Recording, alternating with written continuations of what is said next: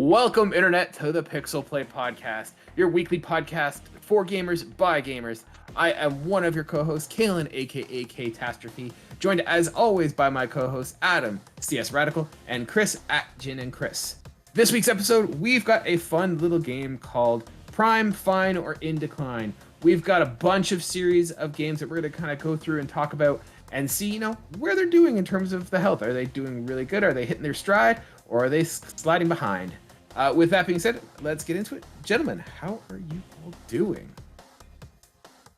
Fantastic, but I want to hear how Adam's doing specifically so far.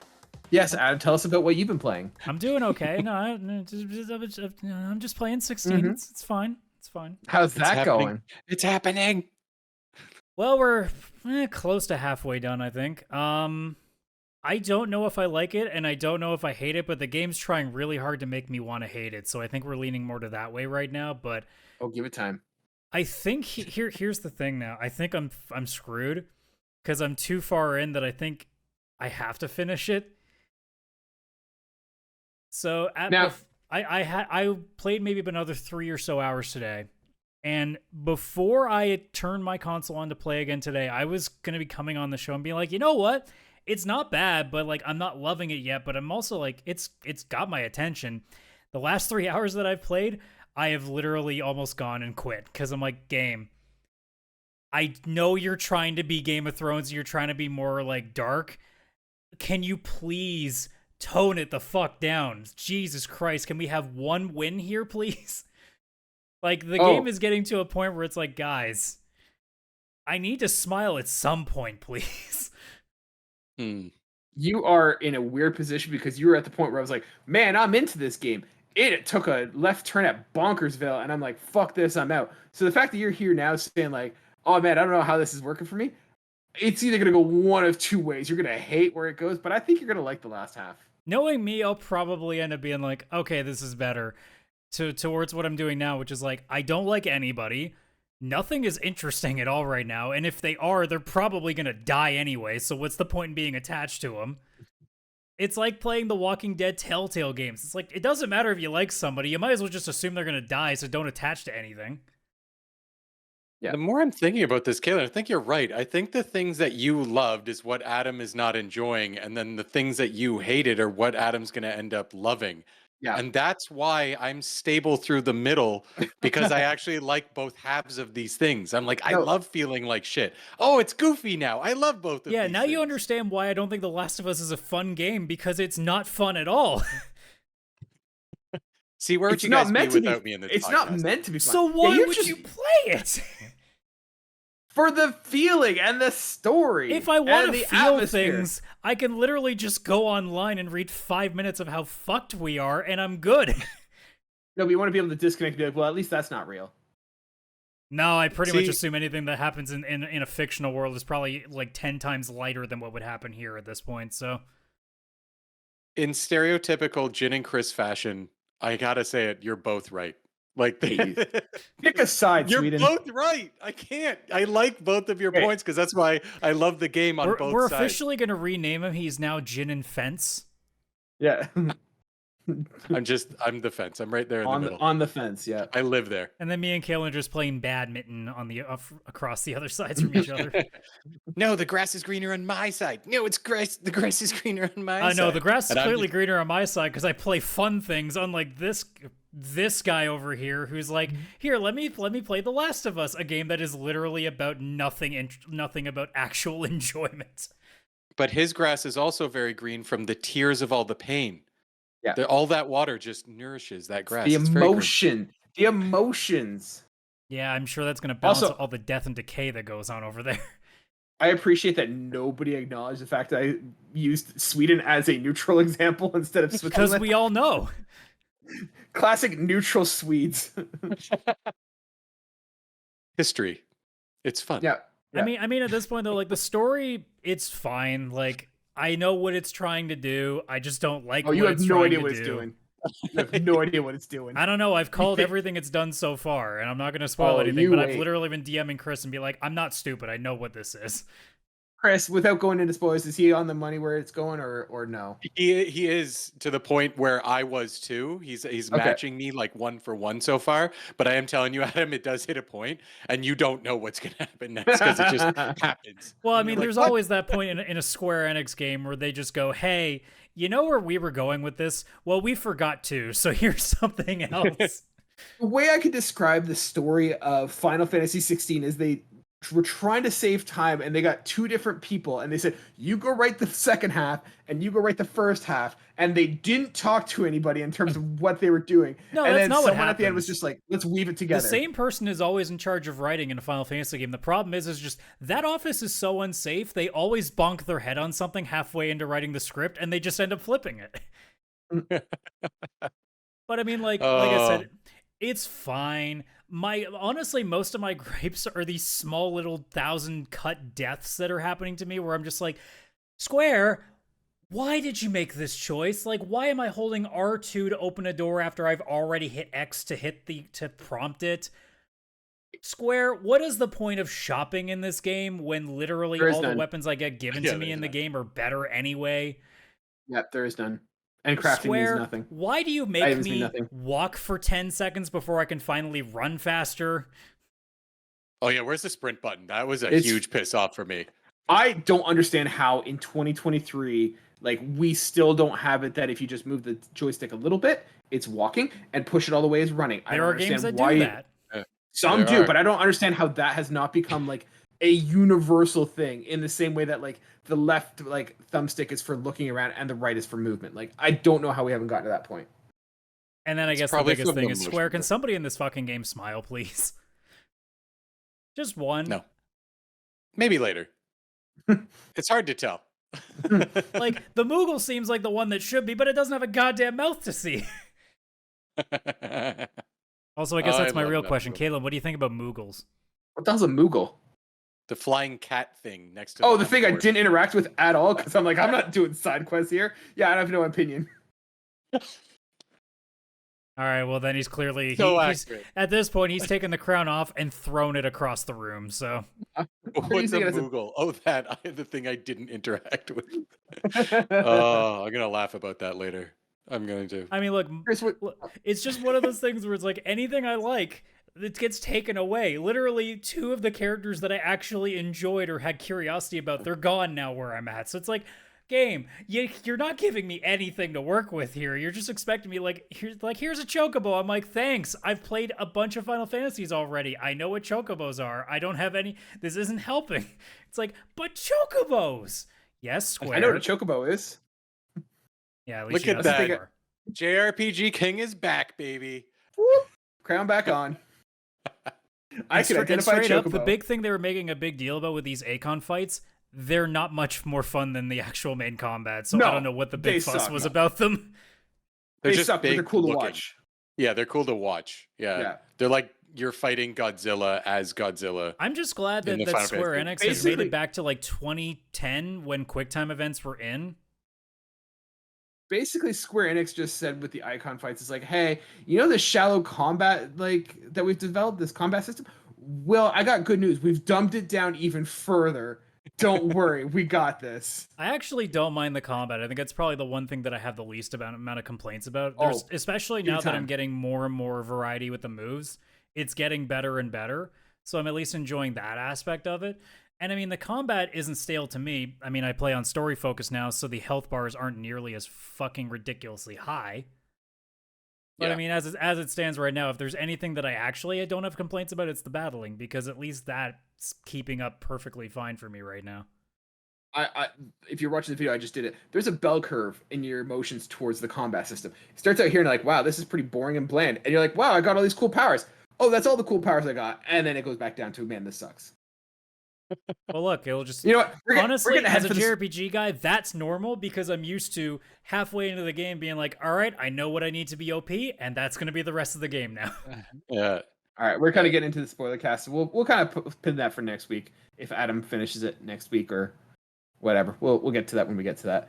Chris, what have you been playing? I've been playing 2 JRPGs, actually. Oh my god.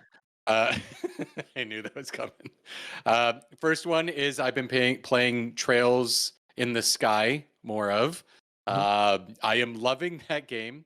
It is very old school JRPG, like it's the first in the 10-part series, so it definitely feels like say like a PS1 or maybe PS1 and a half JRPG. Yeah, it's probably where it was designed for the 1.5. portable initially, so Yeah, so I like it feels like that, but the thing is I actually love JRPGs from that time. So it's very nostalgic, and I do not mind the graphic style at all. I think it actually is gorgeous.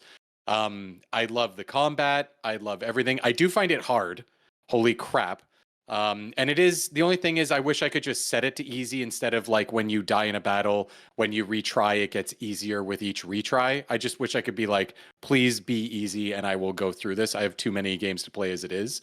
But I'm loving the characters, loving the art style, loving the fast forward feature. My main question, and Adam, hopefully you can help me answer this. Actually, Yumi already talked about this because I had to message you almost instantly. What is with the sexual nature of this fucking game? Japan, that's the answer. Is it thirsty? It's thirsty for people that are under 18. They're like the main guy and girl are 16.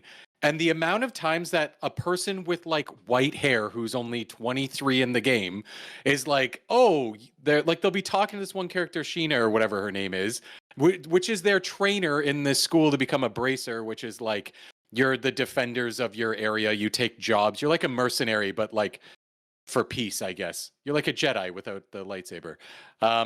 And like your teacher, they're like all of a sudden like, oh no, you can't go to the bar. You always have like 3 bottles of wine, and then you start hugging everybody, and your hair's all messed up, and you wake up at someone else's house. And then the teacher's like, oh, Joshua or whatever your name is, the 16-year-old boy, you seem like the type that would be great behind closed doors. I'm like, what the hell is fucking happening here? This game gross. This is thirsty as hell, Japan. Slow down. Oh my god. Yeah, that's one of the things about a lot of JRPGs that kind of get in the way of things. Yes, they do. Thankfully, the story, it completely bypasses that by quickly going back into like, hey, this is where actually all the serious stuff is again.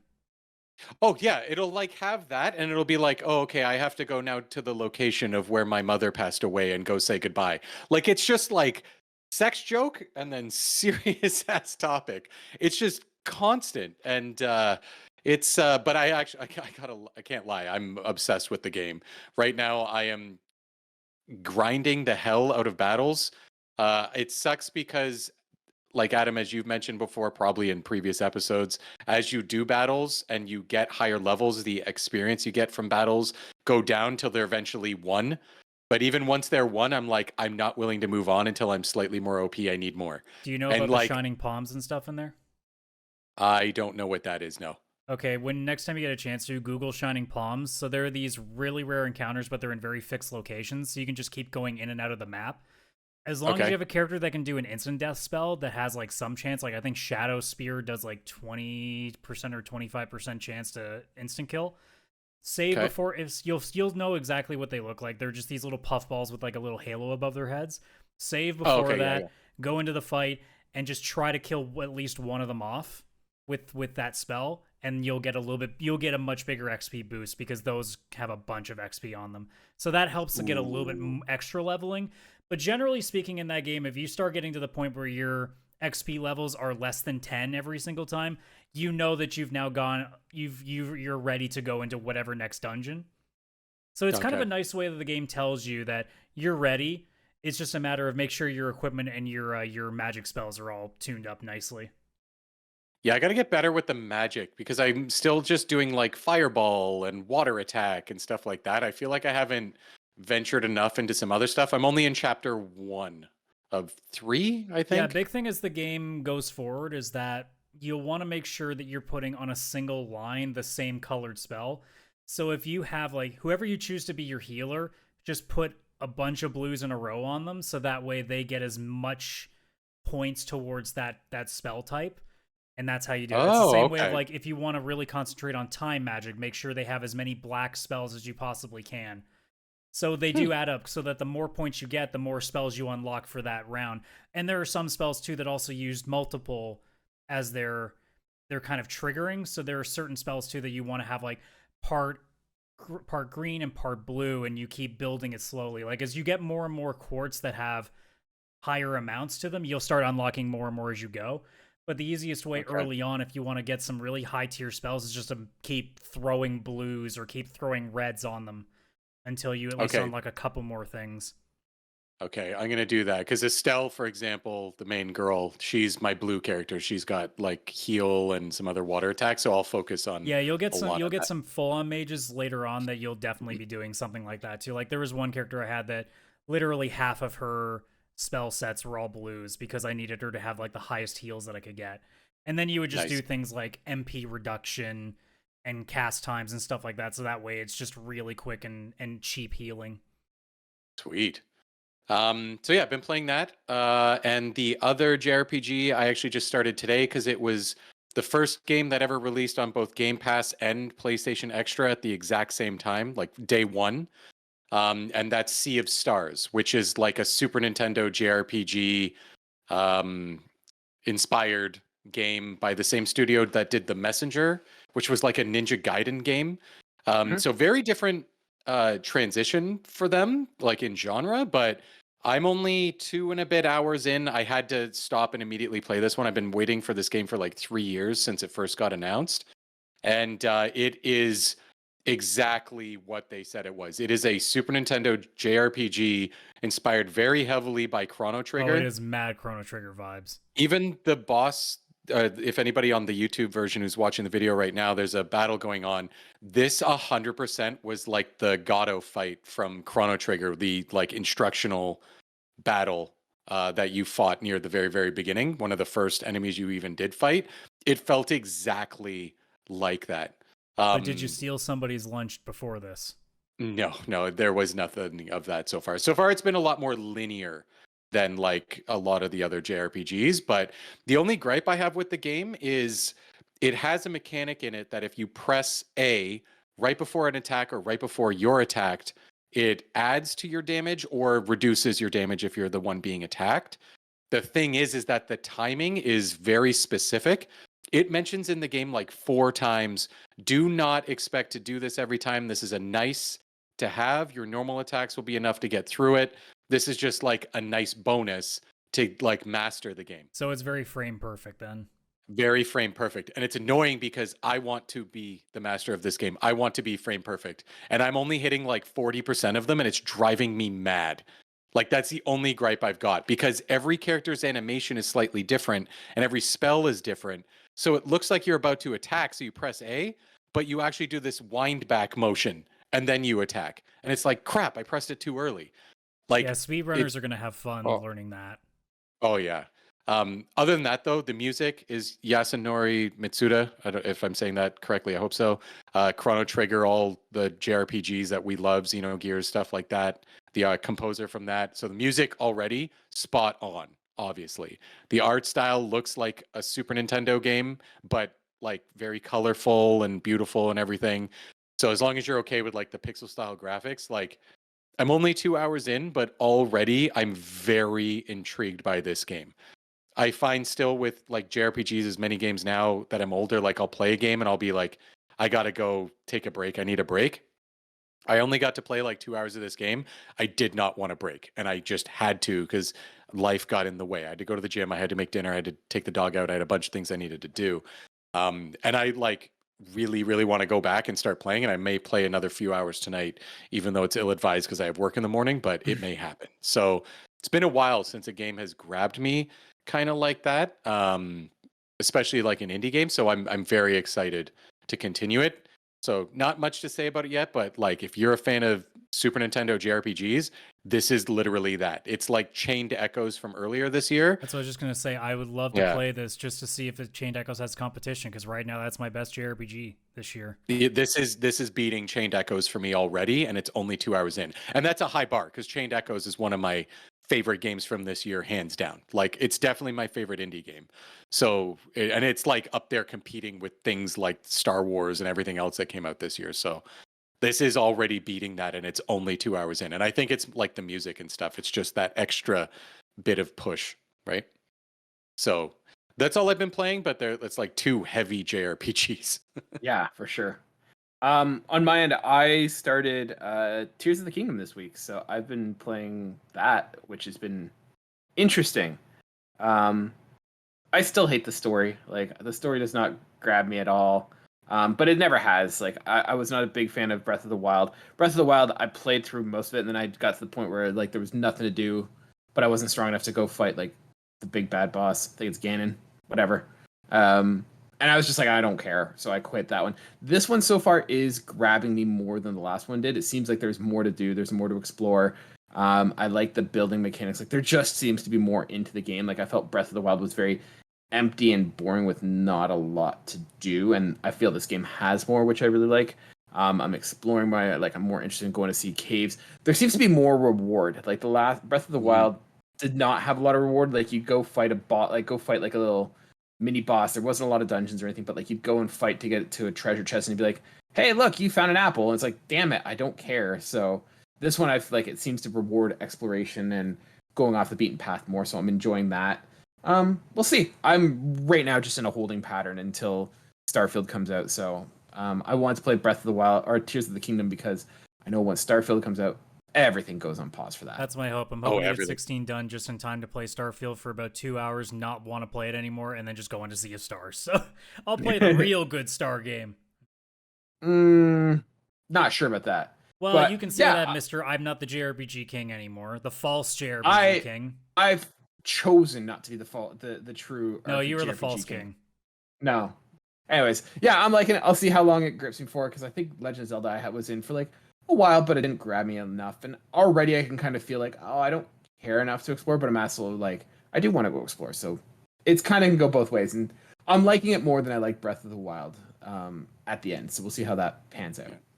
Yeah, I think you're right in saying that it gives you better rewards and stuff this time, because I remember when I was playing, and I mean, this is definitely not a spoiler, I mean, it's the concept of the game. I was exploring somewhere randomly. I went off the beaten path, ended up somewhere, went through like just what was a small cave, and ended up with this sick armor that actually had a reason to get it. Like, it wasn't necessary for the game, but it was something like it made it where you don't slip down cliffs if it's raining or something like that. Like, just a very like decent, like, wow, this will make that situation in the game so much easier. And this isn't a part of the main story. I just went into this random cave and found this amazing thing, went through this like little puzzle area. Yeah, it definitely feels a lot like better rewards. And I feel like the variety of where you find stuff is different. Breath of the Wild was like, here's 100 shrines and there's small puzzles, but that was all there was. There still is those kind of shrine like things in this one, which help get your hearts and stamina up and stuff. But instead of only having those, you actually have all these small caves, all these small, not dungeons, but like very mini dungeons that have random things hidden in them, and different ways you can get in there, whether it's, you know, attaching a bomb to an arrow to blow up a thing to get in there, or going around a different way. So it really does have a lot more variety, and it just kind of makes it fun to explore and stuff. Yeah, I think that Breath of the Wild was kind of like the beta version of this 100%. Game, and this was just the final release. That's really how it feels.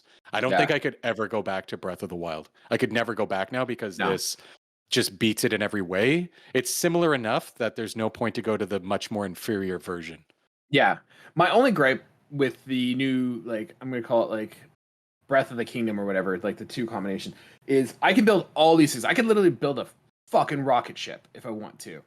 But I can't craft arrows. That drives me up the wall. I can build anything I want except arrows for my bow and arrow, and that just it infuriates me because like I'm going through and I like unless I want to go back to a vendor or something like that, like I have to just hopefully find them. Stupid. Well, hear me out on this one. What if you make a rocket ship and then also make a bow to fire that rocket ship? There's your arrow. There was actually a shrine that did, and it was the best. It was like built like around using rockets, and I got to set up rockets onto a minecart. Oh man, that was so much fun. Just like I remember that. Yeah. There was some random stuff I did with rockets on random stuff.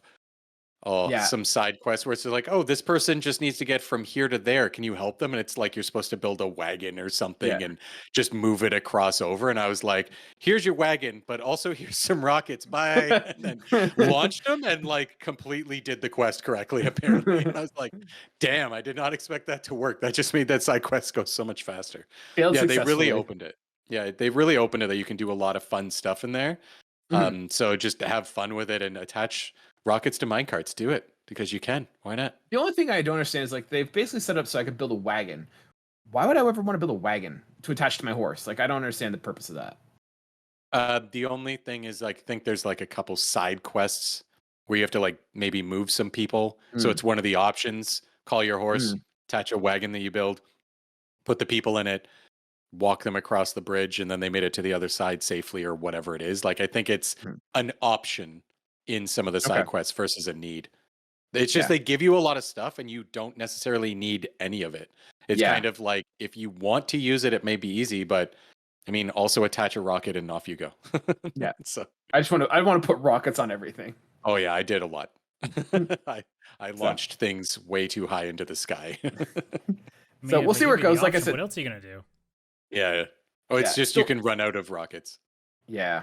Story doesn't grip me at all. I don't care about the story. I'm out there for the adventure and kind of, but I don't think anyone's ever kind of said like, oh man, Tears of the Kingdom story is so revolutionary. So no, Ganon bad. Okay, done. The bad guys are bad. You're the good guy. Also, I keep walking into people and everyone gets startled that I'm behind them. It's like, what? Like I'll talk to anyone. They're like, oh my god, he startled me, and I'm like, come on. I'm carrying a giant club and clinking around as I walk around. How are you like? I'm coming in on a rocket. How are you getting startled? NPCs are just naturally very skittish, okay? Yeah, especially in the Zelda game. I didn't even realize that, but now replaying the whole game in my head, yeah, they're all skittish. Like every single one of them. Games in general. Like I'm playing Yakuza Like a Dragon as well on the side, and every time you come remotely close to people, all you hear is, ah! It's like, I'm just walking here. Chill. Yeah. No, for me, like you like literally they're out in the forest by themselves, and then they get startled. I'm like, are you not doing situational awareness? Like you're out in the wilderness in medieval times. Like anything could attack you. Like a bear could come out of nowhere. So, anyways, it's fun. We'll see, but it's not going to win out when Starfield comes out. So by the time you guys listen to this, it'll be less than a week, ladies and gentlemen. I can't wait. Coming up. And it's not even for the right reasons. Like, I don't know if I want it to be good or not, to be honest. Like, there's the part of me that's like, I would love to eat crow and this ends up being like a Game of the Year nominee. But at the same time, I would love nothing more than to play this game and in 2 hours being like, and be done with I don't know. The way that they're hyping it up, I can see it being successful. But let's jump into this week's topic. I had a fun little game for you guys. I think we were calling it Prime, Fine, or In Decline. So we got a number of game genres or game series that we're going to kind of go through, and we can kind of talk about whether these games are in their prime, whether they're doing fine. You know, they're living up to the hype that we have for them, like they're cruising at an acceptable level, or if they are dipping in quality. We went through and we just chose a bunch with the caveat being that these games have more than they have at least 4 games in the series, so it's not a closed off trilogy. It has and it's had a release since the PS4, so PS4 or like last gen or this gen, to kind of go in there. And I just threw a bonus one in there, so we'll see what happens there. So we'll go through. I'll pick randomly. We can kind of talk about it. Any questions, gentlemen?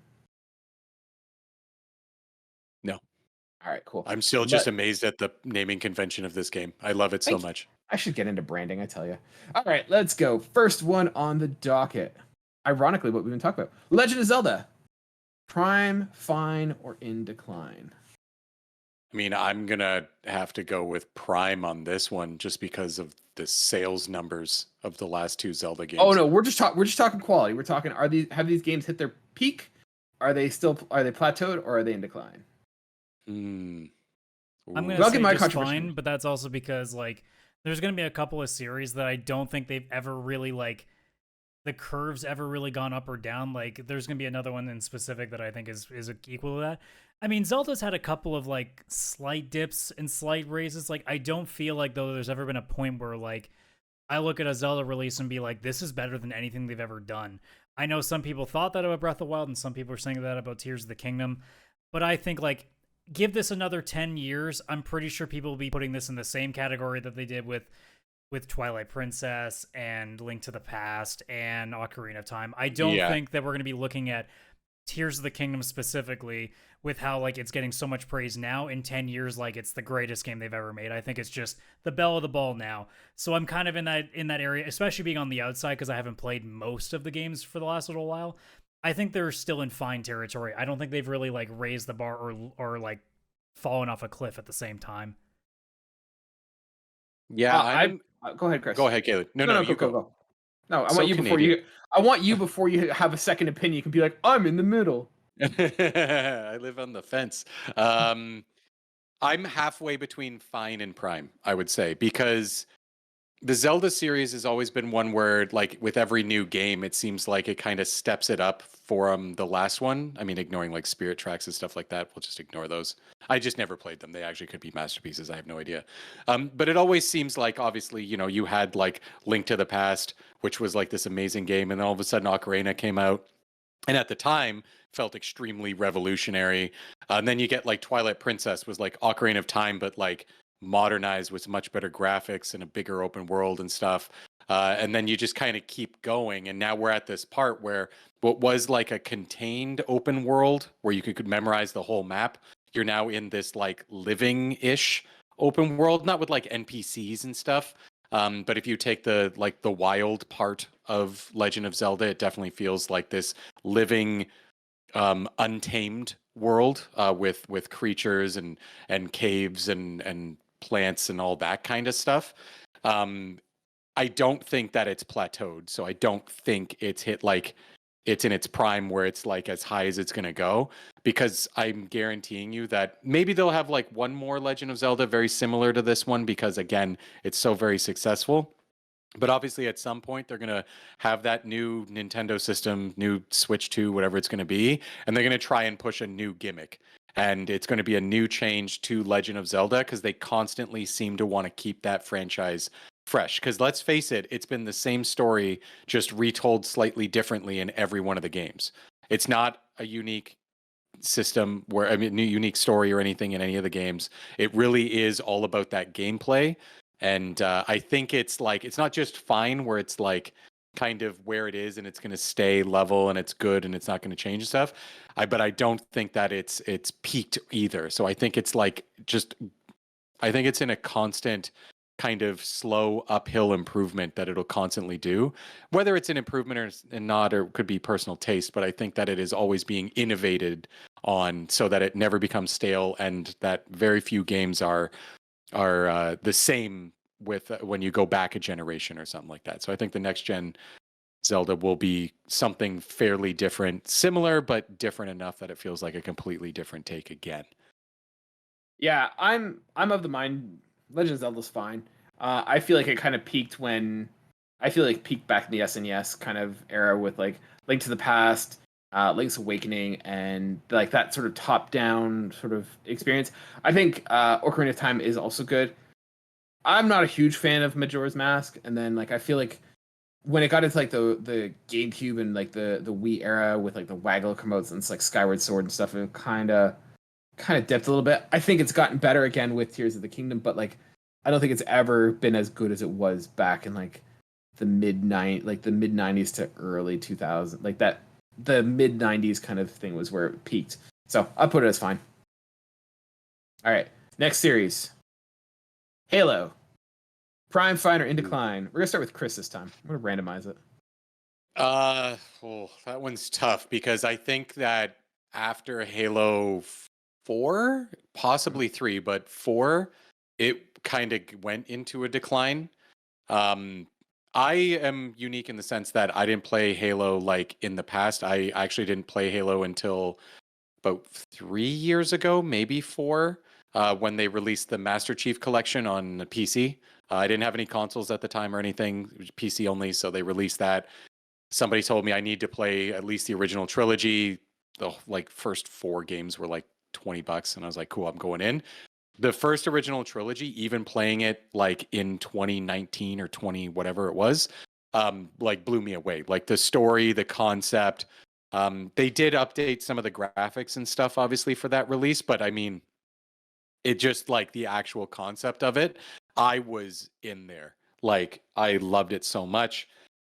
Halo 4 came out and I was like, okay, I can see it's a new team, and I see that they're kind of restarting new because they had their contained trilogy, but they're going to keep going. And 4 was decent. I actually liked 4. I thought they did a good job. And that was the last one on the Master Chief Collection. So for me, I thought Halo was one of the greatest franchises that had ever lived. And I just didn't know any better because I couldn't go. Halo 5 wasn't on the collection. got a Xbox, got Game Pass. I was like, heck yeah, I'm going into Halo 5. And I was like, all right, this is kind of a decline. Like the story's it's not as good. The like it's more beautiful, it looks amazing, but you could just tell the decline in where they were going. Halo Infinite comes out, and I can appreciate they're trying something new. I actually like the grapple hook, for example, but it's like now kind of this open world thing, and it lost all of that cinematicness. It lost that like you're going through this big cinematic space drama, and it's more like, oh, you're stranded on this planet and you got to like figure some stuff out. So like it still was fun, but as a Halo game, it's like I wish this was a lot more linear and a lot more just like crazy story thrown into a first person shooter kind of thing. So for me, I hate to say it, I think that the Halo franchise is in a decline. I think it's savable. And I think that Halo Infinite is still a bit better than 5, but to me it's still like from where it was, it's kind of gone down. I'd have to say it's in decline personally. Adam? It is in a severe decline. 3 reasons. 1, it's impossible to achieve its prime because the first 3 games are just impossible to get back to again.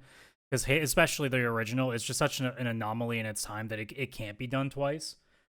Reason number 2, there have been plenty of stories and people calling for 343 to no longer be making the games anymore. Very few studios are getting that treatment for their respective license, so that's pretty rare. And then 3, the games just are getting worse. Like, score-wise, they're getting worse, and even when they branch out, the TV series did fucking terribly. So, like, there's not anything right now that I think people are putting in a positive. Like, Infinite, from the reactions that I've got from people that I know have played it, have said, like, it's fine. I don't know a single person that has said, like, oh, man, they're back. Like, not even a chance of, like, I think you like, they're on the right track again. I don't even get that anymore. I just see, like, which, given what Halo used to be, yeah, that's a sharp decline compared to what it used to be. It used to be the franchise for Microsoft. Now it's a franchise for Microsoft, which is a severe difference from what it used to be. I think one of the things that you also neither one of you guys, and I agree it's in decline, one of the things that you guys did not talk about was, the space it has in the multiplayer. Think about what it was like back in the early 2000s. Like, I remember being in university and everyone was playing Halo multiplayer, right? Doing split screen multiplayer, playing it on live, whatever. Like, Halo multiplayer was a thing, and now I don't know anyone who plays Halo multiplayer. Like, it has completely lost that crown, and it had a unique space that I think it could still capture with that arena style shooter, and I feel like it deviated from that. So I think, yeah, everything you guys have said about like the story not being as good, the gameplay not being as good, but I think it's also like they've lost their spice that they had from the multiplayer perspective, and that's another thing that does put it in decline. That's a really good also point. launch without a Slayer playlist? It did not launch with co-op at the time, and that was one of the big gripes that people had. It didn't. Yeah, have that co-op. was definitely huge. I don't know if it was like a mode or if there was like just like a playlist to only play that mode, but I'm pretty sure there was something Slayer related, which is crazy because that's literally the most basic mode there is out there. Yeah. Yeah. You can tell. Oh, sorry, go ahead. No, go ahead. Wrap it up, and then we'll I move was on just to the going next one. to round up the multiplayer thing. Halo Infinite released with free multiplayer. You don't have to buy it. If you are on Xbox or on PC, including Steam, you can just download Halo Infinite and you go into the multiplayer for free. So it's not even like people didn't want to buy the game and then play multiplayer. We could all be playing multiplayer for free right now without having to spend a penny, and still it's nowhere near as popular But also as it was. them trying to get you to spend lots of money. Yeah. Yeah, I'm sure there is. Yeah. All right, next one on the docket. Speaking of multiplayer, Mortal Kombat. I'm going to go on this one. I'm going to say it's fine. Like, it's Mortal Kombat. I feel like the glory days are way behind it. And it's just been in this sort of area of, it just has its own little spot. It's its own little island. It's Mortal Kombat. You know what to expect from it. It has some slight bumps. It has some slight falls. But overall, it's Mortal Kombat. You know what it is. It delivers what it is. I don't think Mortal Kombat 1 is going to refresh anything that's going to reinvigorate it, but I don't feel like the quality is going down either. So I'm going to put it as fine. Yeah, here's my like hot take. If we had talked about this issue pre-11, I would have said this was prime because I actually think 9 and 10 were like the best versions of Mortal Kombat that we've ever gotten. I know a lot of people will play their nostalgia factors. I've gone back and played the old games. Like, they're good games, but like, I do think that they've much more enhanced the battling to be a lot more smooth and a lot more like actually like good to play. Because when you play as a kid, you were doing one of two things: you're either jumping and kicking, or you were uppercutting, unless you were Sub-Zero, in which case you were freezing all the time. Excuse me, I was Scorpion and I was doing the hook shot. So Okay, thank you very sorry, much. I forgot there were 4 things you I could would be doing. hook shot them and then uppercut them. That was my strategy. But yeah, and I think too, along with having story modes, like you've gotten a much more interest in the characters. Because I mean, back then, like, what did you think about Mortal Kombat? You just thought it was cool that it was violence, and you thought Sub-Zero was really fucking cool. No, you thought he was really fucking cold. Ha! But now that we have story modes to actually bring a little bit more out, and it's not like they hadn't done them before with you know, the previous games in the Generation pre-reboot that we don't talk about because you know, Deception and Deadly Alliance and Armageddon, they were just fantastic games. But I feel like especially 9 did an amazing job of getting things back on track, even to the point that I think it's the best one they've ever made. And 10 followed it up really well. And 11, I don't have honestly any problems with, but when you start getting into interdimensional and time and stuff, and then it's like, all right, we're back in the make no senseville again. So I think they're fine. I think where we are right now is fine. I think 1 has a chance to kind of really kickstart it again, but I don't know if it'll ever get back to Prime in the way of like, you know, it was in my opinion at the reboot. I think now we're at a point that it's really difficult to get things back to where it was. Yeah, I think I might actually 100% agree with Adam here. For me, Mortal Kombat was in a huge decline with Mortal Kombat 4. I hated that game. I know there are people out there that love Mortal Kombat 4 when it went 3D and everything. I did not like it. I just love the voice acting in that game. Okay, the voice acting was funny, but I definitely like went from playing the original trilogy with my friends. We had Mortal Kombat tournaments, parties where everybody would go, and we'd have like a live tournament where there'd be like 15 of us, and we would fight our way to like number 1, like have our own tournament in the game, not in real life. And it was amazing. Like the way the game looked, you know, it had the little bit of cinematic effect because it was real images of real people and all that. And then Mortal Kombat 4 came out and it was like, what the hell is this polygon shit? Like, this is not Mortal Kombat. Mortal Kombat was pictures of real actors that kind of look ridiculous, but at least it had that look. And then from 4, it just went to hell. It was like the biggest decline for me in like probably video game history of the franchises I liked. Yeah, they were like, what if we in Deadly Alliance, they're like, what if we killed off the main characters that people like? Yeah, like I don't know where that series was going. It was awful. I stopped buying it after 4, but I did get back on board when 9 and 10 were out. I think Adam, you were the one who were like, play 9. I played that and it felt like it had brought itself almost back. Probably not all the way back, but it felt like old Mortal Kombat, but with like current gen graphics. Like it was still had that same effect. It just went like, yes, it was a time thing, but it went back to the original trilogy and just basically you played through it again with a slightly different story. And I loved that. And then I played 10 and I still loved it. So it had that, you know, that upgrade from the original trilogy, but it still looked like Mortal Kombat and it was great and it wasn't ridiculous. I haven't played 11 yet, but I haven't yet because, Adam, of what you just said, I heard about the time alternate parallel, whatever the heck was going on there. And I'm immediately like, okay, you know what? I'm out. Like, I cannot do that again. You just did that in 9. We're 2 games later and you're already trying to do time reset stuff again. It's like, come on, you're running out of ideas. Me nuts because it's like, guys, you didn't even make it. You literally like went 3 games and you're like, let's start over again. Yeah, yeah, it's for me, it's like it should just be about a tournament and like the other side's coming and the, you know, Earth has to send its warriors and the other side sends its warriors and there's a tournament and we just can't lose the tournament. And just make it where every game it's like a part of that. That's it. Like you don't have to like time travel, world battle. Like no, like there's a tournament. That's it. Because it seems like every game's like, oh, Shao Kahn broke the tournament and it's like a forced fight now. Ken, like, who would have seen this coming? Yeah, the Elder Gods are real fucking lazy with this shit. Yeah, I feel like they don't actually care. Like the Elder Gods made this rule, and then they were like, "Nah, fuck it. Who cares if anybody follows?" It's more of a guideline. It's more of a guideline, yeah.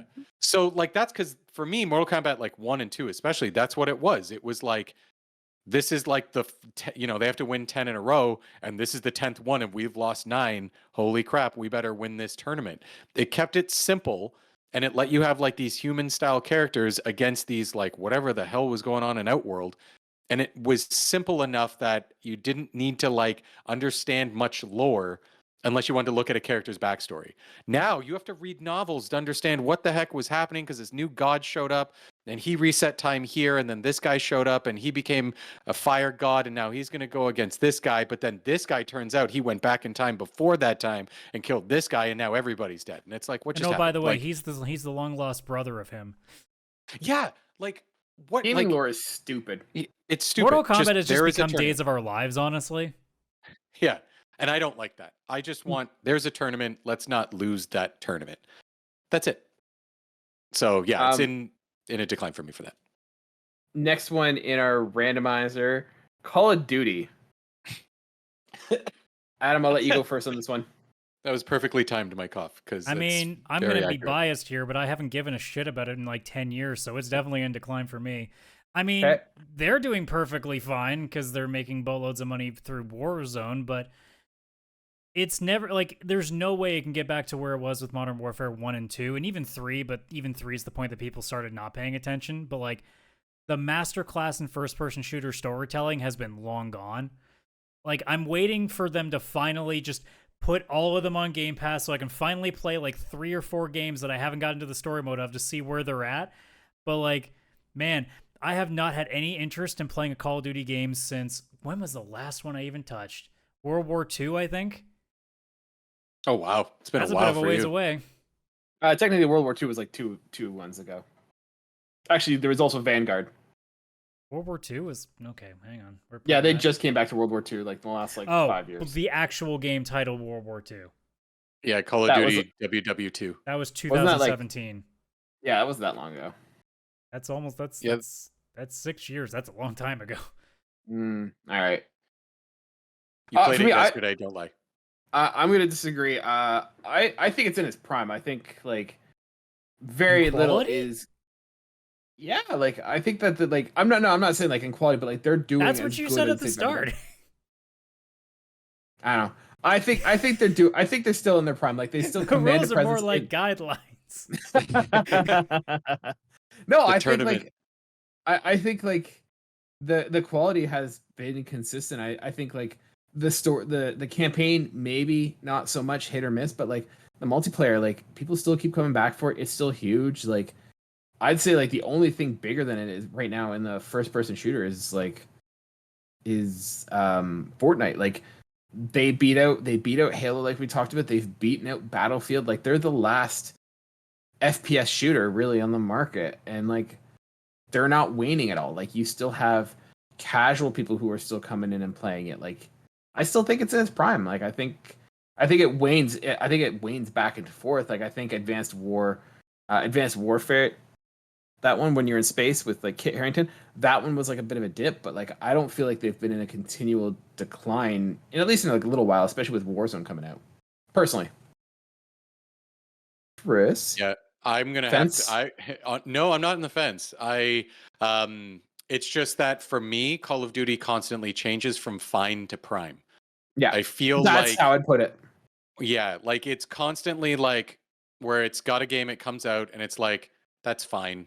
You know what I mean? Like because the issue with the multiplayer is that each game had its own unique multiplayer. It was huge. Mhm. Now it's just Warzone, and when a new game comes out, there's like an upgrade to Warzone. So it's kind of like you already have the same game. They just kind of make some updates to it.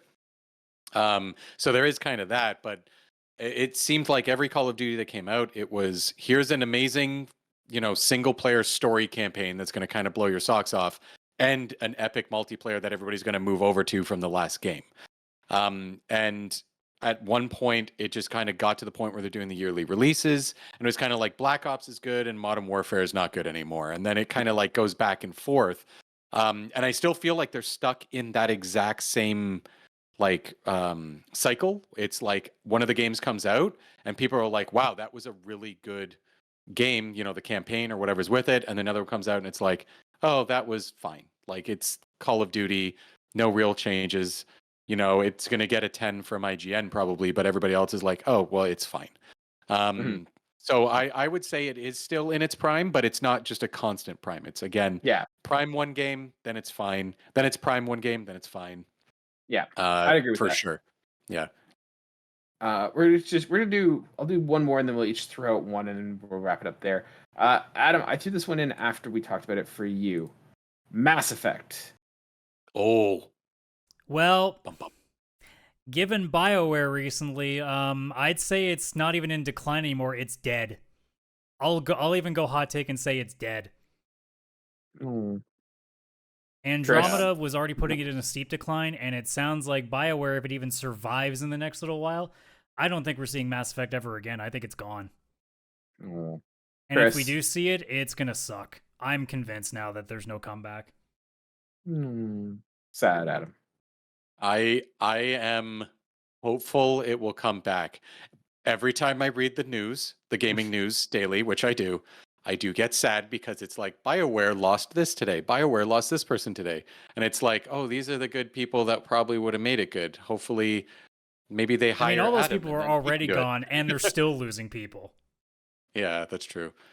So, I mean, there are like, that's not necessarily always a bad thing because sometimes you get new people in and they were fans of the original and they want to see it back. So those developers or writers or whatever. Okay, fine. Everybody's leaving, but maybe someone will get hired and they're a fan. Maybe you, Adam. Maybe they'll hire you. You don't know. You have to apply. But yeah, like maybe some fans will get hired as writers or something like that. And, you know, maybe they will bring it back to greatness because they remember fondly what it used to be. And they're, you know, they're green in the industry or just at least with BioWare. So they're like, yeah, let's do it. You know, let's make Mass Effect what it was. Let's bring it back. Versus other people who are already there and they're just tired of all the crap that EA and BioWare was probably giving them, right? So I don't know. I think it's tough because I'm very hopeful it'll still have its comeback. I know it was in a huge decline, and I think it still is technically in that decline, but I'm hopeful for like a Mass Effect 5 or whatever technically the next one would be to bring it back. That's where I feel. I feel hopeful. EA, I'm going to give you a suggestion. I don't want royalty checks. Just give me a free copy. That's all I ask. You're clearly not getting around to doing anything. Get somebody to make a really, really bad dating sim about it, because that's really all people want with Mass Effect is just to fuck some space aliens. Just make a dating sim, get some buzz back, and then just that'll give you a couple more years of free time to work and try to right this ship. I'm not even kidding. I actually legitimately believe if a dating sim came out about it, it would sell really, really well because people would laugh. Yeah, I was going to say, I know you're joking, but I actually think that would work. It would work. I'm dead serious when I say that, because you're going to get the furries in there too. Let's not kid ourselves. You're going to get a couple of people like, wait, I can fuck the Krogan? For me, I'd say Mass Effect is in a decline and like a tailspin like decline. Like it hasn't plummeted into Earth yet, but it's they're plummeting into the sun right now. That's not how planes crash. Black hole. They're going into a it's in space, Kaylan. Airplanes aren't in space though, Adam. But we're talking about Mass Effect, so it's a spaceship. Technically, you can't be in decline in space. Yeah, you're just left adrift. Exactly. Anyways, I think it had a huge miss, but it's one miss out of a massive successful trilogy. So I think the next one will kind of decide whether it's completely in decline and dead, or if it's both of you got some legs. We're getting it now. Yeah, we'll see. Let's wrap it up a little bit because we've been going a little bit long. We'll each kind of throw one out and then we'll wrap it up there. So, anyone want to throw a series first? We got a number on the docket still. All right, we'll throw the big one out. Mario. Kaylan, you start. Oh, Mario's a good one. Mario's fine. I mean, I don't know. It's fine. It's fine. They don't do bad games. I'm kind of torn. You know what? I think I'm gonna change it. Mario's in its prime. We are getting both 3D Marios, we're getting 2D Marios, and Mario for the most part, I don't think has missed yet. I think maybe Sunshine was the darkest point, but they've all been bangers. I've never bought a Mario game yet and been oh man, that was a waste. So I'd say Mario. has been and will be for a while in its prime. I agree with that, honestly, because originally I was going to say it's fine, and then I realized, well, wait, it's never really dipped, so I think that really means it's been in its prime the entire time. Yeah. Because, like, even its side games, like all its sports games and Super Mario RPG, like, they don't have off days. Like, how deep a cut do you have to go in to get to, like, bad Mario games? Like, I don't know, like, Paper Mario or Superstar Stock, and even those games are still, like, pretty good. But, like, is there, like, you have to go to, like, Mario is Missing to find, like, bad Mario games. And that's the name of Mario because Mario's not in it. So, like, realistically, like, if you talk just the mainline games, Mario has never dipped. Like, I know some people will be like, wow, this game, like, Mario's never dipped. It's either Even been a bad 10 out Mario of 10 still... or it's been goddamn close, because they're always fantastic games. Mario is like pizza. Even bad Mario is still good gaming. Yep. Because, like, some people will be like, oh, Sunshine. I'm like, Sunshine is a game that you either love it or you hate it, it seems, but, like, there's no taking away the fact that that game is phenomenally well built. Like, there's just no argument. It's, you don't like the gimmick and that's it. Yeah. Yeah, I completely agree. I think that I think it hit his prime with Mario 64 only because that's when they introduced the 3D. And yeah, you once had they the showed 2D that they could Mario. make a change and they were still lived through it. They already had Mario World, which is, like, to this day one of the best 2D platformers that exists. I think that's when Mario peaked with Super Mario World 3. Like, no, not Super Mario, like Mario 3. That was the one that I think it peaked on the NES. The only reason I say it doesn't is because that was only 2D, and then they showed they could do Super Mario 64 as 3D, and it was like, boom, give us genre, whatever genre, throw it at us. How many games died on that transition, and Super Mario was just like, this is easy for us. You want an RTS train sim, Mario? We got you. Oh, I love Mario Train Sims. Because, I mean, like, even side games, like the Mario Rabbids games, like, not everybody's into that shit, but the people who love it, they friggin' love those games. Yeah. That is true. I actually really liked the Mario Rabbids game. I just can't go back because, like, the Rabbids were just, like, a bit much sometimes. Like, I just didn't want to go back. Those things were too much? Really? The Rabbids? Oh. Yeah, Chris, you played JRPGs. There's no way that was too much for you. It's like a Moogle. It's like... They are more annoying than Moogles. Moogles are adorable. Rabbids are meh. But yeah, like, ever since Mario 64 and they showed they could do both genres, Mario hit his prime, and he's like, yeah, I'm gonna stay here. And it's just all of them are good. Mario's There's a reason prime lasted so long that Charles Martinet is no longer voicing him. Yeah. Oh, that's so sad. Yeah, like, there's a reason speedrunners always go to Mario, because even if you do a 3D platformer, it is such solid gameplay that you can pull off tricks and it feels still so natural. Like, I can still pick up an N64 controller, which should not feel good with any game. Look at the fucking thing. And I can play Mario 64 on there and I feel like a god. I'm still able to do crazy wall jumps and all of this stuff where I shouldn't be able to. And it just shows how well that game alone is made. And all of them are like that. You pick up Odyssey, it feels like Mario 64, but just, like, even better. It just keeps getting amazing, and then they keep releasing all these other spin-offs. Hell, I'm pretty sure that there was a game that released this year. It was doing really well, and then there was a news article like, Mario Kart 8 overtakes this game as #1 in the UK or something again. And it's like, how are people still buying Mario Kart 8, which is just the same one from the Wii U, but re-released on here? Like, it's one of the best-selling games of all time, and it's just, like, still selling. It's like, who needs this? Who doesn't already own a Switch copy? Owner. That's people who lost their Switch, got a new one, and felt like just rebuying the game again instead of trying to connect to their Nintendo account. You know, that's guaranteed. I think we've it's not new Switch owners anymore. It's just people whose pets have eaten the cartridge and they have to buy another one. It could be. That's plausible at this point, because who doesn't already own this game? Here's the thing, though, because you have siblings, so you have 2 Switches and then you have 2 copies. That's the thing. Oh, that's true. That's true. People keep having the pets eat both of those cartridges, and you got to buy 2 more copies. Exactly. Nintendo made it so it tasted terrible to kids, but it tastes great to dogs. Yeah. Oh, that's true. I don't know. That is true. My question is circling back to Charles Martinet. Like, how much does he talk in a Mario game that they really can't just be like, hey, we'll pay $100, come in and like do the 5 sounds you make and just have that in perpetuity? Because I'm thinking about it and I can't really think of, like, he says wahoo, he says uh-oh, Bowser. Like, it could also and be like, a thing too. Like, here we go. The guy's nearly 70, so he may just be like, I don't have it in me anymore. But I'm saying he says the same 4 lines in every game. Just record them once and then just recycle them. He's probably still making more than enough money off royalties at this point that he's like, I don't got shit no more. I'm just saying, like, you don't need to retire his voice. Like, just the guy can just go to cons from now on and make a killing. I could just get like one of those like little sound box things, you know, like those little buttons, like with like you get like the buttons you can put. I could just load that up and I can make. I'm surprised Nintendo hasn't just announced they're gonna have an AI do the voice, because it's all they really need. That's what I'm saying, right? Yeah. Or just use the sound clips from the previous Mario game, because why is it's Chris Pratt just still voicing good. Mario from now on? Stop it. I mean, he technically is. I think when it comes to Charles, I think it's just that he wanted out. Like, I think he was like, I don't need to keep doing this.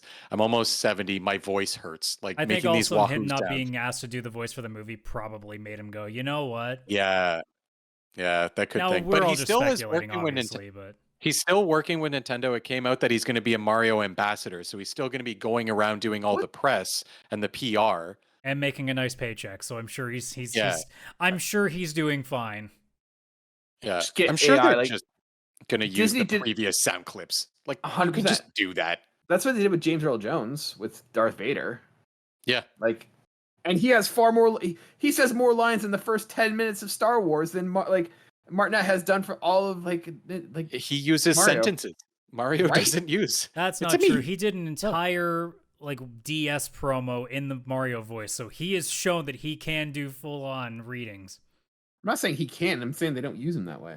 Anyways, yeah, they don't use him that way. Yeah. Chris, what's a franchise that you want to know? Prime, fine, or in decline? He's trying so hard not to just say the one. What one? What one are you thinking? Because I was maybe about to say it. I was about to just say, did we say Final Fantasy? I don't think we said Final Fantasy. Yeah, I got to throw it out there. Like, so many JRPGs in my mind right now, I just have to throw Final Fantasy out. Because also, it's such a fucking roller coaster. Well, clearly, if we're starting with Final Fantasy, then we got to make sure Kaylan goes first. As someone who's played one of the 16 Final Fantasy games, I will definitely tell you those games are in decline. I don't know. No argument. It might be the one thing we agree on, honestly. Having played 1/16 of all games released. Oh, there's way more than 16. Oh, there's way more than that. I just played a rhythm game of just the music. Yes, but if I say it that way, that gives you the most credibility. Can I introduce you to Final Fantasy IV the After Years? Having played Final Fantasy 16 and the demo for Final Fantasy 7, I feel like I could speak to the quality of the entire series. No, I'm going to bow. I have no opinion on this. Because here's the thing, Adam, my bias is pretty obvious. It's been in decline for a long time. The problem is I have to be objective here. It's fine. It's fine. They're doing fine. They've seemed to have gotten themselves back on track to some aspect. I may not like where it's going, but the quality's clearly there. Like, it's not like they're not trying to do something with it. I just don't like it personally. Yeah, I think this one is tough because Final Fantasy for up until Final Fantasy X in its prime, like, those games came out and they sold millions instantly at a time when millions was a big deal. And it was just constantly getting better and better and better. 12 came out and it was like, you know, a little divisive because they changed a bit, but I would even say probably there it was in its prime because people were like, oh, it's fine. It's just they tried something a bit new. Maybe I don't like it personally, but still great. Then the PS3 hit with Final Fantasy 13, and then they made a trilogy of Final Fantasy 13, and that just, like, it didn't just go down to fine. It went from prime to, like, the huge decline. And then they continued that. They've had hits. They've had Final Fantasy 14, the MMO, but I mean, that's not a typical Final Fantasy. They made a side MMO that's very successful. The 15, not great. Of other spin-offs of a bunch of mobile crap that I don't know if is fine, but I would never play.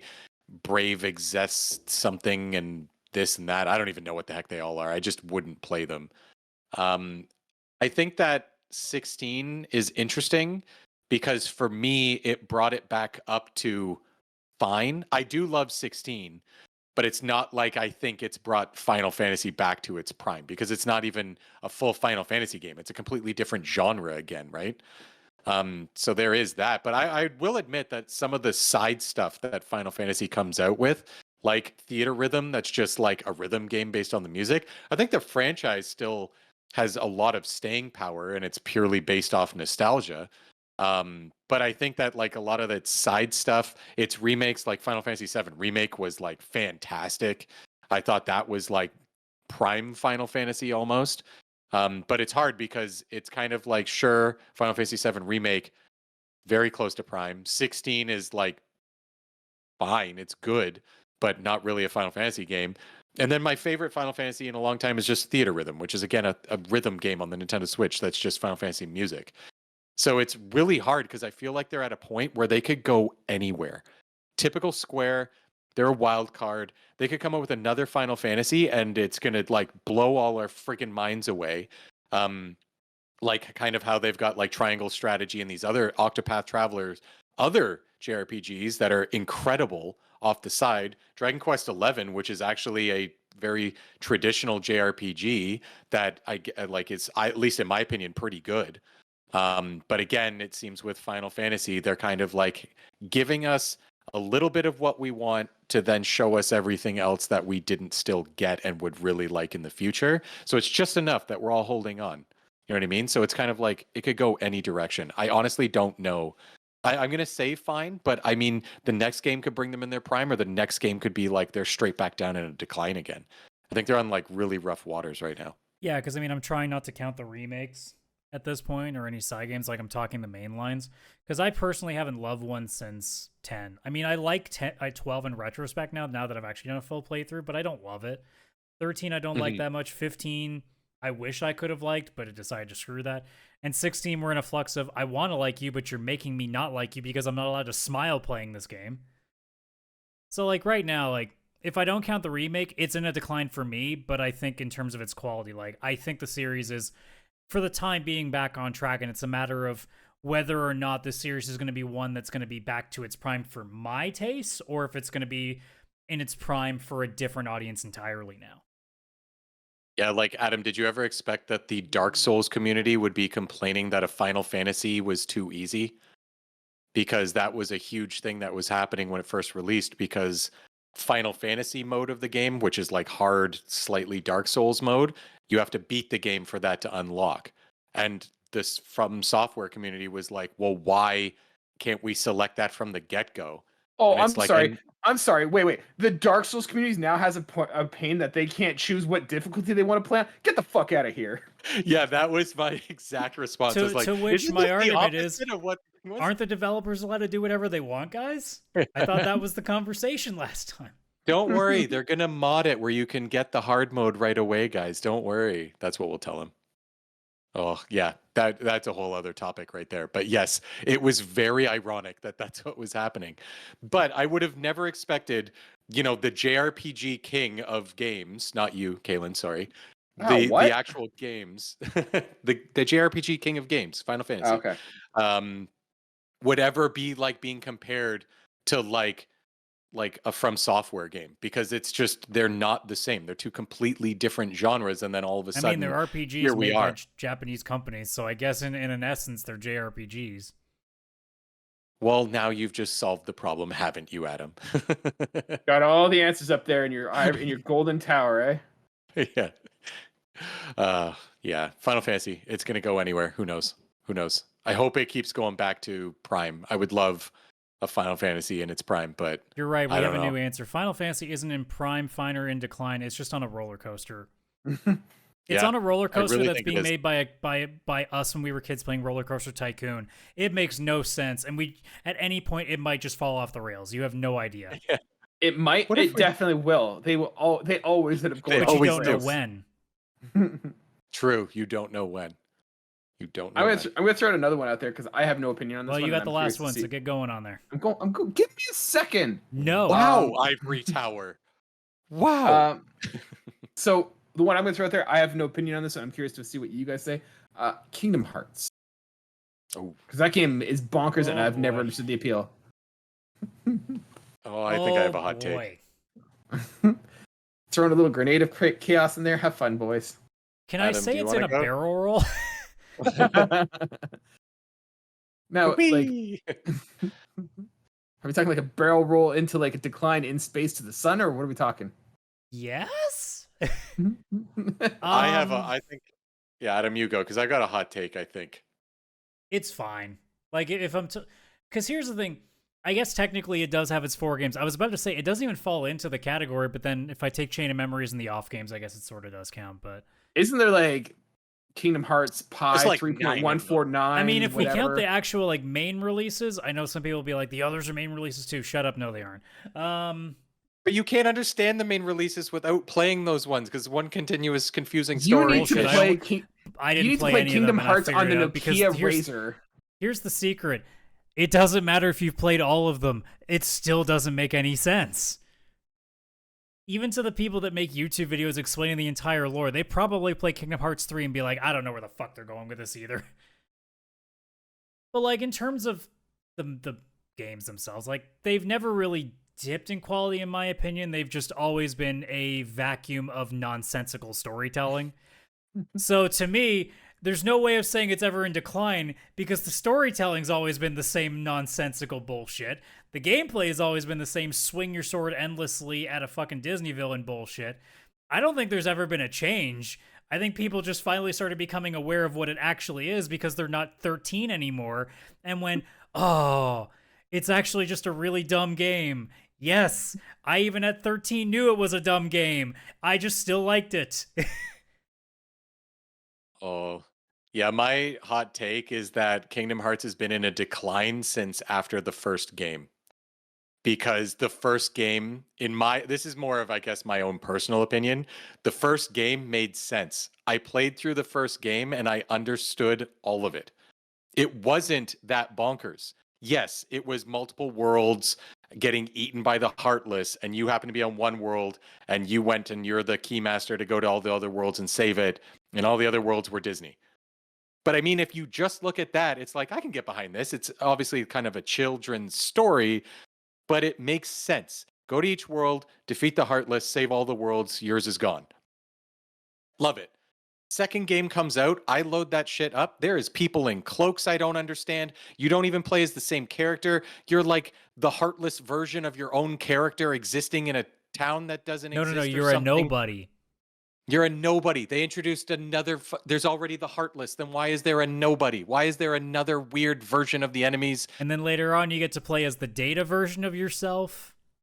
Yeah, this was bullshit. That's what I'll tell you. The first game made sense, and I really liked it a lot. A lot. It was like, it had Final Fantasy characters and Disney characters, and it was like this perfect mix of a childish story, but at least it was very fun gameplay. The gameplay stayed fun throughout all the rest of the games. I won't take that away from them. But the minute you load up the second game in the main series or whatever, and you're confused as all hell, and they just introduced a bunch of crap for no reason, I was so upset, I almost stopped playing. I couldn't believe it. I still finished it. I went through it, and I cannot tell you one single story moment from Kingdom Hearts 2 besides what like Disney worlds you go to. I don't know the story. After that, I have no idea. And I was upset because the first one actually had a coherent story. It was kept kind of simple. Not simple, but understandable by the common gamer. And I wish they had stuck with that. And that's why for me, Kingdom Hearts has always been in a decline, and why I probably only played I think I've only played like 2 other games after the first one. I played through the second one and one of the spin-offs. And that's it. I did not keep going. I still haven't even played Kingdom Hearts 3 at this point because I am confused as all hell.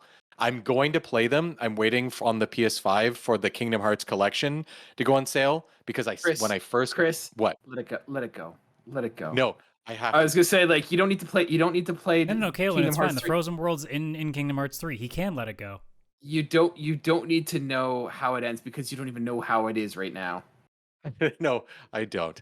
But I do want to play the first one again.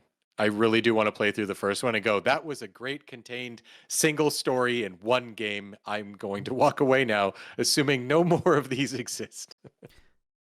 Just to prove how complicated it is, hey, Chris, do you know how many versions of Sora there are? What do you mean? There should only be one version. That was the first game. You play as Sora. What do you mean other versions? Adam, what are you talking about? Roxas is Sora's nobody. Yes, that. Okay, fine. There is a Data Sora. There is a Dream Sora. And then after that, it gets fuzzy. There's also a dinosaur one. If you actually ask me point blank, do you know how many Soras are in Kingdom Hearts? My answer is, That's my answer. That shouldn't exist. It shouldn't be like that. I think that's the answer. I think that's the canon answer from Square as well. What the hell's a Sora? That's just the main character's name. That's it. There shouldn't be so many.